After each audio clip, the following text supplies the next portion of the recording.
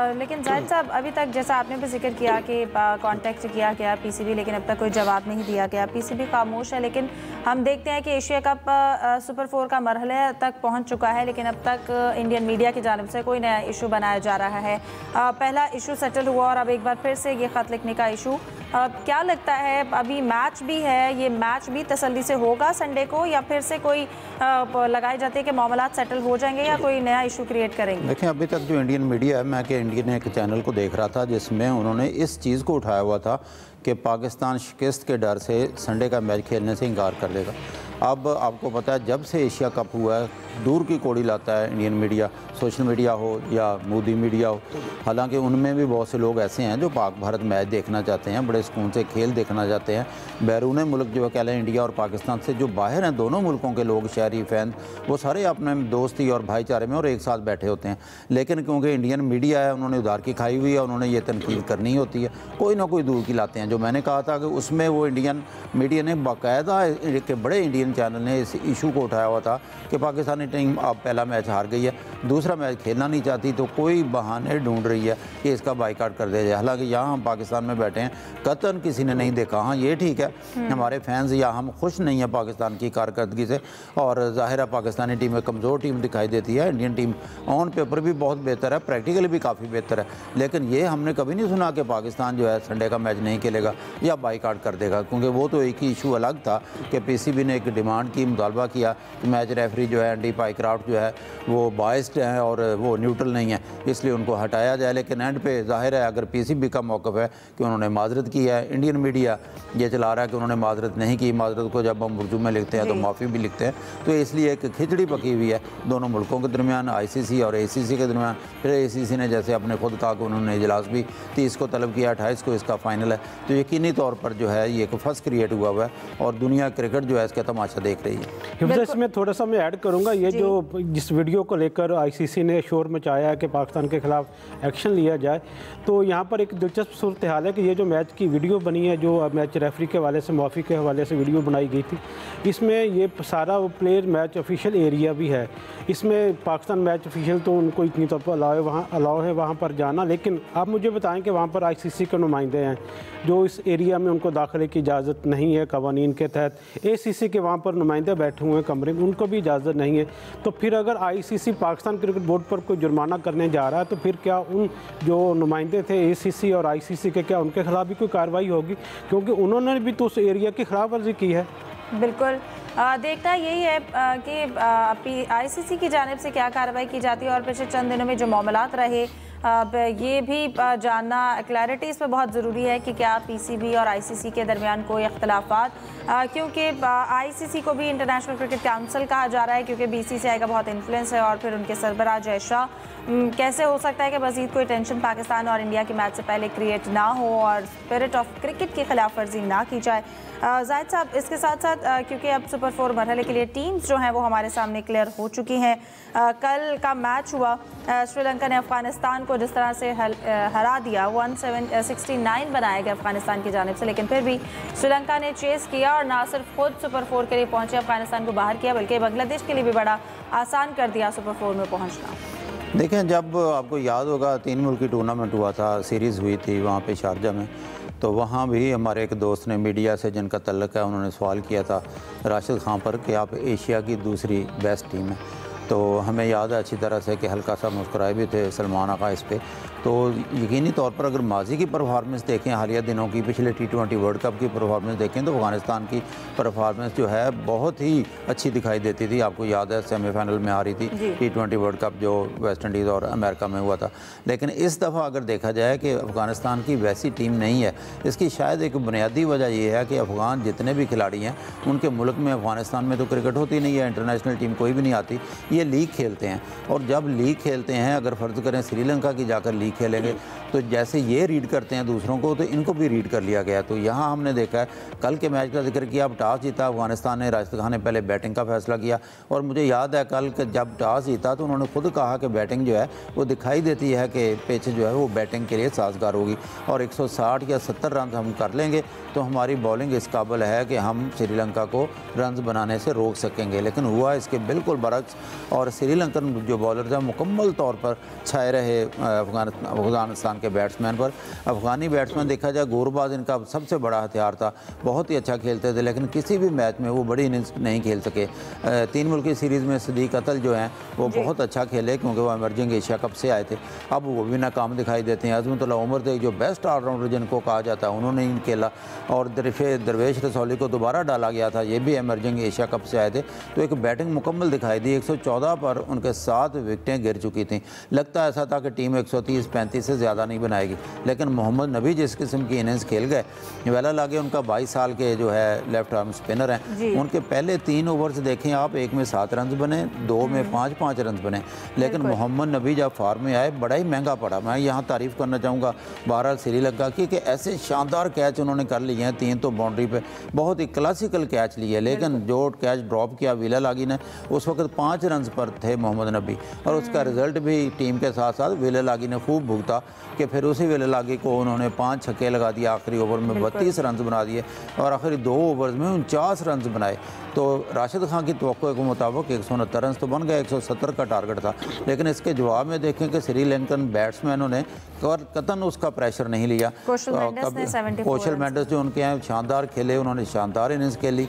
पहले निशानका ने पिछले मैच में बड़ी अच्छी की थी, पैथम निशानका उनके बहुत अच्छे बैटर हैं। लेकिन ओवरऑल देखा जाए तो श्रीलंका की टीम जो है छाई रही, और अफ़गानिस्तान को ये कड़वी गोली निकलना पड़ी कि वो बहुत पहले ना सिर्फ सुपर 8 की अच्छी टीम समझी जा रही थी, बल्कि भारत में ये भी कहा जा रहा था, मजाक उड़ाया जा रहा था पाकिस्तान का, कि इंडिया जो है पाकिस्तानी टीम का बाप है, ये भी मारेगा, और जो चचा है अफ़गानिस्तान वो भी सुपर 8 में पाकिस्तान को आके मारेगा। तो तमाम उम्मीदें, तमाम ख्वाहिशात उनकी खाक में मिल गई। श्रीलंका की टीम ने आउट क्लास किया उन्होंने, और सुपर 8 में पहुँच गई। बिल्कुल यूसुफ, जैसा कि मोहम्मद नबी की परफॉर्मेंस की बात कर रहे हैं, फिर कुशल मेंडिस ने कल 74 रन बनाए। क्या लगता है अफगानिस्तान की हार की मेन वजह क्या रही? पिच रीड करने में मुश्किलात पेश आई, गलत रीड किया, या टॉस का फैसला गलत था? देखिए, स्कोर तो बहुत अच्छा उन्होंने बनवा लिया था, लेकिन मेरे ख्याल में श्रीलंकन टीम ने बेहतर होम वर्क के साथ अपनी बैटिंग की है, और ख़ासतौन जिस तरह उन्होंने इनके जो स्पिनर थे नूर, उसके साथ राशिद खान, मोहम्मद नबी को जिस तरह उन्होंने बड़ी बेहतरीन ज़िम्मेदारी के साथ खेला, वहाँ पर उनको सिंगल डबल रन लेते रहे वो। तो मेरे ख्याल में सारा जो क्रेडिट है ये 2 जो वहाँ पर कल जिन्होंने बेहतरीन इनिंग्स खेली, डबल के कौशल मेंडिस और उसके साथ जो दूसरे गेम मेंडिस उनके साथ, तो मेरे ख्याल में अच्छी प्लानिंग थी, अच्छी हिकमत अमली थी। और ये पाकिस्तान बैटर्स के लिए भी एक सबक है कि किसी किस्म की विकेट हो उस पर आप अगर तसल्ली के साथ, ज़िम्मेदारी के साथ और प्लानिंग के साथ अगर आप खेलें तो कोई भी टारगेट हासिल किया जा सकता है। अगर जिस तरह ये 171 रन का टारगेट था, तो मेरे ख्याल में अगर पाकिस्तानी बैटर्स होते तो उन्होंने आती वहाँ, लेकिन बड़ी जिस तरह समझदारी के साथ बैटिंग की श्रीलंकन बैटर ने, सारा क्रेडिट मेरे ख्याल में श्रीलंकन बैटर्स को जाता है। कल बहुत आउट क्लास परफॉर्म किया। सलीम खालिक साहब, आपसे जानना चाहूँगी सबसे पहले, कल श्रीलंका और अफगानिस्तान का जो मैच हुआ, यकीनन दोनों टीम्स की जानिब से अच्छा परफॉर्म किया गया, लेकिन श्रीलंका ने बहुत आउट क्लास परफॉर्म किया। जी बिल्कुल, वो मैच ऐसा था जिसने एशिया कप को उठा दिया, और वो अबू धाबी में हुआ था, तो कंडीशन थोड़ी अलग थी यहाँ से। लेकिन जिस तरह मोहम्मद नबी ने आखिर में बैटिंग की, और श्रीलंका शुरू से मैच को लेकर चला, जहन में उनका जो प्लान था उस पर पूरा उन्होंने अमल किया, और बड़े ही हंसते खेलते हुए आप समझें कि टारगेट उन्होंने इतना बड़ा था लेकिन चेस किया। लेकिन अब हमारी टीम के लिए थोड़ा मुश्किल मरहला होगा, क्योंकि अब हमें ओमान या यूएई नहीं मिलेंगी, अब सारी तगड़ी टीमें मुंतज़िर हैं।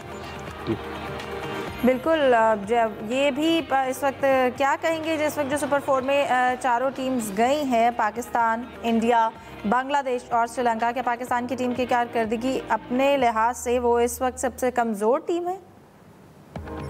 देखें, बांग्लादेश से तो मैं बेहतर ही कहूँगा, लेकिन T20 में हम कुछ कह नहीं सकते, कभी कोई टीम बहुत कमज़ोर लग रही होती है कि जी इसकी परफॉर्मेंस बहुत ख़राब है, कुछ नहीं करेगी, एकदम वो बहुत अच्छा परफॉर्म सलीम साहब, ये बात हम T20 फॉर्मेट की वजह से कह रहे हैं कि किसी टीम का पता नहीं चलता, या पाकिस्तान की कंसिस्टेंसी को देखते हुए हम उन्हें प्रेडिक्ट नहीं कर सकते, वो बिल्कुल भी कंसिस्टेंट नहीं है?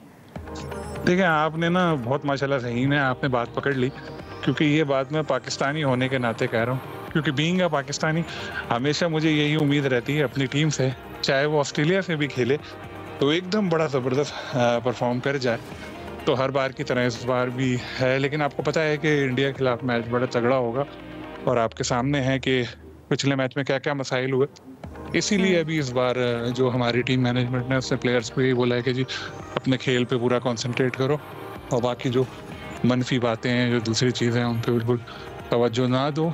और पीसीबी के जो ज़राए वो ये भी बताते हैं कि आईसीसी से भी पीसीबी ने बात की है कि इंडियन टीम को पहले ही समझा के रखें जी कि स्पिरिट ऑफ क्रिकेट पे अमल करें और जो चीज़ें नहीं करनी वो पहले ही बता दें। ये नहीं कि एंड टाइम में आके कान में बोले, पहले से ही एक तय हो जाए कि जी ये होगा, ऐसा ऐसा नहीं होगा, ताकि मैच अच्छी स्पिरिट में खेला जाए। बिल्कुल सलीम साहब, लेकिन जो कुछ इश्यूज हैं वो लग रहा है कि अभी तक रिजॉल्व नहीं हो रहे। अब इंडियन मीडिया की जानिब से फिर एक नया इशू भी तो अब बनाया जा रहा है कि कुछ खिलाफ वर्जियाँ की गई हैं पाकिस्तान की जानिब से, और हम ख़त लिखा गया है आईसीसी को कि इन खिलाफ वर्जियों देखिए मसला ये जो 90% मसाइल होते हैं ना, बल्कि 95% वो मीडिया की वजह से ही होते हैं इंडिया के, वो इस तरह की नेगेटिव चीज़ें फैलाते हैं। अब देखें, आप मुझे एक बात बताएं, आईसीसी मीटिंग करवा रही है, मैच रेफरी को आईसीसी ने बोला, आईसीसी के ऑफिशियल वसीम खान उस मीटिंग में बैठे हुए हैं, ठीक है, और वो बंदा अगर कैमरा लेके खड़ा है जिसके ऊपर ये कह रहे हैं कि एतराज़ किया आईसीसी ये करेगी, तो क्या वसीम खान या आईसीसी उसी वक्त नहीं कह सकते थे कि भाई तुम वीडियो नहीं बना सकते, जाओ यहाँ से निकल जाओ? नहीं हुआ ऐसा, कुछ भी नहीं हुआ, सब वीडियो बनी सब, क्योंकि इंडिया ये चाह रहा था, ये इंडियन मीडिया के इस चीज़ को पाकिस्तान की नाकामी के तौर पे पेश किया जाए। पहले उन्होंने कहा माफ़ी नहीं मांगी और ये गलत हो रहा है। भाई अगर माफ़ी नहीं मांगी तो पाइक्राफ्ट ने तरदीद क्यों नहीं की कि मैंने तो माफ़ी नहीं मांगी, या आईसीसी ने क्यों नहीं एक तरदीद की कि भाई माफ़ी नहीं मांगी, कोई भी नहीं हुआ। तो ये नॉन इशू है, इंडियन मीडिया की आदत है, वो इसी तरह इस चीज़ को किया जा रहा है कि कोई भी चीज़ छोटी सी पकड़ के उसके बाद फिर कहे कि जी ऐसा हो गया वैसा हो गया। तो अभी भी उनकी यही कोशिश है और आई होप कुछ भी नहीं होगा, क्योंकि ज़ाहिर है जो कुछ हुआ है उसमें बाद में इसमें आईसीसी इन्वॉल्व है। आईसीसी ने मैच रेफरी को एक कमरे में बुलाया था, या उन्हीं का कमरा था दुबई स्टेडियम में, जैसे मैंने पहले बताया। वसीम खान जीएम जो आईसीसी के हैं वो भी वहाँ पे थे, पाकिस्तानी टीम मैनेजर थे, कप्तान सलमान अली आगा थे, हमारे टीम मैनेजर नवीद अकरम चीमा थे। तो क्या इन सबको नहीं पता था कि एक बंदा खड़ा है वहाँ पे वीडियो बना रहा है? अच्छा, अब वो कहते हैं कि जी म्यूट किया हुआ था, तो क्या वो माइक खोल के बोलता है कि भाई मुझे माफ़ कर दो पायन, साड़ी बड़ी गलती हो गई, मैंने माफ़ कर दो? अरे भाई इस तरह थोड़ी होता है, एक तरीका होता है वहाँ पे। हमें कोई उसको रेफरी को शर्मिंदा थोड़ी करना है, हमें एक अलामती तौर पे एक बात बतानी थी कि उसने माफ़ी मांग ली, तो उसने माफ़ी मांग ली। वो हाथ जोड़ के पाँव पे थोड़ी गिर जाता कि वो भाई मैंने माफ़ कर दो, उसने अपने उधर बोला। लेकिन अब इंडियन मीडिया की जो आदत है, उन्होंने इस चीज़ को इस तरह से उछाला और इसको बिल्कुल एक तरफ एक अलग ट्विस्ट देने की वो कोशिश कर रहे हैं। लेकिन मेरा आप कहना चाह रहे हैं कि इम्कानात कम है कि आईसीसी इसके खिलाफ या जो खिलाफ वर्जियों की निशानदेही की जा रही है उस पर कोई एक्शन लेगा? देखें, अगर आईसीसी एक्शन लेगा तो आईसीसी के खिलाफ ही एक्शन लेना चाहिए कि तुमने उस वक्त क्यों अलाउ किया जिस वो बंदा वहाँ पे खड़ा वीडियो बना रहा था। आईसीसी के खिलाफ कौन लेगा? हाँ, नहीं करने को बहुत कुछ हो सकता है अगर इस चीज़ को, क्योंकि आईसीसी ने मीटिंग अरेंज की, आईसीसी ने सब कुछ किया, तो उस बंदे को भी जब देख रहे थे तो पहले क्यों नहीं पॉइंट आउट किए सारी चीज़ें? ये सब देखिए, आईसीसी के खिलाफ भी एक्शन हो सकता है, ऐसा नहीं करें तो ये। इस सारे इशू के बाद कोई आपकी पीसीबी के किसी जराये से बात हुई, उनका इस हवाले से क्या कहना है? जो इंडियन मीडिया खत की बात कर रहा है, या जो कहा जा रहा है कि शायद कुछ जुर्माना भी हो सकता है? नहीं, इस हवाले से मेरी बात नहीं हुई। मेरी जो लास्ट बात हुई थी उसमें यही था कि जो लास्ट गेम होना चाहिए वो स्पिरिट ऑफ क्रिकेट के हवाले से बिल्कुल अमल होना चाहिए, वो होना चाहिए। लेकिन अभी भी देखें, आईसीसी भी कोई इस तरह से अंधी नहीं मची हुई कि कुछ भी करे और कुछ एक्शन ले ले, क्योंकि पाकिस्तान के भी बहुत सारे ऑप्शन थे। खेलों की आलमी सालसी अदालत होती है, 25 चीज़ें होती है जहाँ पे आप जाके अपना कर सकते हैं। लेकिन जो मुझे लगता है कि ऐसा कुछ होगा नहीं, हो सकता है उनको अगर बुरा लगा भी था तो वही बात मैं दोहरा रहा हूँ कि उसी वो क्यों नहीं बोला कि बेटा तुम कैमरे लेके नहीं खड़े रहो, वीडियो नहीं बनाओ, यहाँ से चले जाओ। वसीम खानवा को वो छुप के थोड़ी, वो जेम्स बॉन्ड थोड़ी है कि सोफे के नीचे छुप गया वो वीडियो बना रहा है कि मैं, और वो जब सब चलेगा तो वहां से निकल के चलेगा। वो एक एरिया ऐसा होता है जहां पर वही लोग जा सकते हैं जिनके पास एक्सेस हो, प्लेयर्स और मैच ऑफिशियल्स वगैरह। वहां पे कोई ऐसा बंदा थोड़ी जा सकता है। तो जाहिर है उसके पास एक्सेस होगी, 4 जगह उसका कार्ड चेक हुआ होगा, तभी वो मीडिया मैनेजर वहां पे गया होगा ना। और उसको पाकिस्तानी टीम मैनेजमेंट और पीसीबी ने इंस्ट्रक्शन दी होंगी कि तुम वहां पे जाओ और इस तरह वीडियो बनाओ। और वो वीडियो बनाया होगा, सबने देखी होगी। वो कोई अपने दोस्तों के व्हाट्सएप ग्रुप में भेजने के लिए वीडियो थोड़ी बना रहा होगा। वो वीडियो तो इसीलिए बना रहा होगा ना कि भाई पाकिस्तान क्रिकेट बोर्ड उसको जारी करेगा। और ये बात बिल्कुल दुरुस्त है कि जो मैच डे होता है उसमें कोई वीडियो बनाने की मीडिया वगैरह को इजाज़त नहीं होती। लेकिन टीम मैनेजमेंट का मुझे आइडिया नहीं है इतना। लेकिन अगर एक जो टीम खेल रही है, इतनी तो उसको फ्लेक्सिबिलिटी होनी चाहिए कि कुछ सेकंड की कोई वीडियो बनाई है तो उसको जारी कर दे। तो एक नॉन इशू है और मेरा ख्याल है जिसको बना रहा है। और अगर आईसीसी में कोई बेवकूफ़ होगा, वैसे तो काफ़ी सारे आ गए हैं अब, तो वो उसको करेगा। लेकिन उनको 1 सेकंड में कोई बंदा जो है पकड़ सकता है कि भाई अगर ऐसा था तो तुमने अलाउ क्यों किया था, उसकी वो क्यों नहीं बोला था। बिल्कुल, यहाँ पर तो ये भी सवाल है ना कि आईसीसी ने तो जो इंडियन कैप्टन है उनके खिलाफ भी जो उन्होंने कॉन्फ्रेंस की तो उसके खिलाफ भी अभी तक कोई एक्शन नहीं लिया गया। लेकिन अभी तक हमने ये भी देखा कि अगर एक्शन नहीं लिया गया आईसीसी की जानिब से तो किसी ने कोई आईसीसी को कंप्लेन नहीं किया बाकायदा तौर पर, कोई पॉइंट नहीं रेज किया है। बहरहाल एक्शन कौन लेगा आईसीसी के खिलाफ, ये भी एक सवाल है।